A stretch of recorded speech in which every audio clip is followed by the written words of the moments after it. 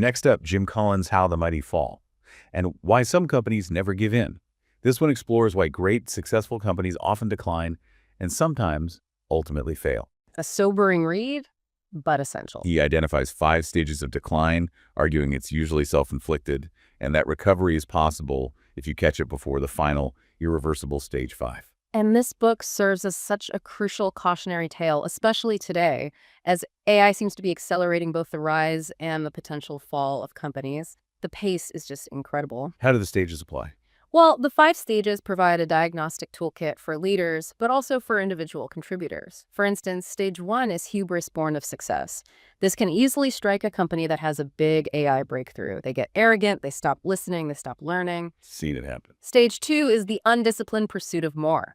Maybe fueled by AI hype, a company starts leaping into new domains where they have no deep understanding just because they can use AI there. Stage 3 is denial of risk and peril.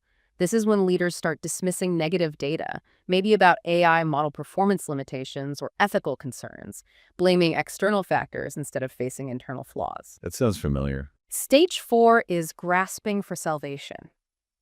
This is where a company in trouble lunges for a silver bullet, like a radical, unproven AI pivot, instead of returning to the disciplined hard work that made them successful in the first place. I've heard the criticism, though, that this book is only really for CEOs or top executives. But aren't the signs of decline often visible much lower down, maybe to frontline engineers, even if they aren't leading the company? Absolutely.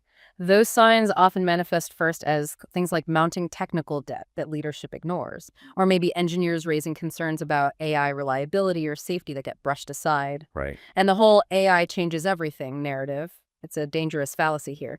AI is powerful, yes, but it doesn't make a company immune to arrogance, lack of discipline, or denial. In fact, AI's complexity and its sometimes black box nature can actually make it easier for leaders to fall into denial, blaming the AI itself instead of flawed strategy or inadequate human oversight. So how can an engineer use this framework?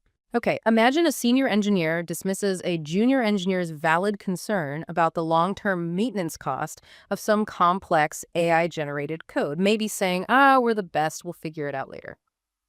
You, being familiar with Collins, recognize that as potential stage 1 hubris. You could then try to reframe the conversation to be more disciplined. Okay, but is this added complexity truly worth the potential performance gain? Let's apply our skills now to find a simpler, more maintainable design. Challenging the hubris with data or principles. Exactly. Or if leadership suddenly announces a splashy new AI initiative while the core product is struggling with bugs and reliability issues, you might identify that as potential stage 2 undisciplined pursuit.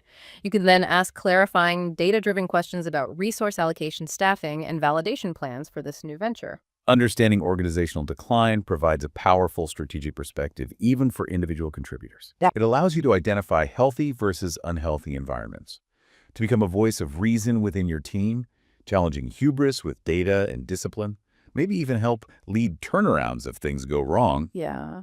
In an industry with such rapid boom and bust cycles, especially around AI, recognizing these timeless patterns of success and failure is a profound strategic advantage for your career. Knowing when to stay, when to go, how to influence, it's critical.